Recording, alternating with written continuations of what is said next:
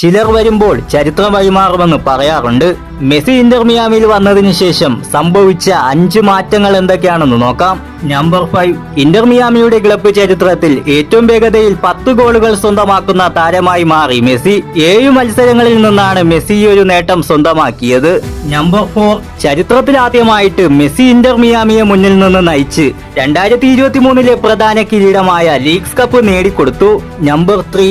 Inter മിയാമിക്ക് വേണ്ടി ഏറ്റവും കൂടുതൽ ഗോളുകൾ നേടുന്ന താരമെന്ന റെക്കോർഡ് മെസ്സി സ്വന്തമാക്കി. 32 ഗോളുകൾ എന്ന സർപാസിംഗ് ലിയനാർഡോയുടെ റെക്കോർഡാണ് മെസ്സി മറികടന്നത്. നമ്പർ 2.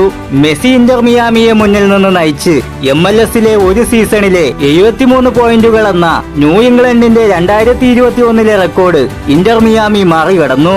നമ്പർ 1. ചരിത്രത്തിലാദ്യമായി Inter Miami 2025 FIFA club world cup കളിക്കുവാൻ യോഗ്യത നേടി. തന്റെ 36-ാം വയസ്സിൽ അരങ്ങേറിയ ഒരു ലീഗിൽ ഇജാതി മാറ്റം സൃഷ്ടിക്കണമെങ്കിൽ അയാളുടെ പേര് സാക്ഷാൽ ലിയോ മെസ്സി എന്ന് തന്നെ ആയിരിക്കണം.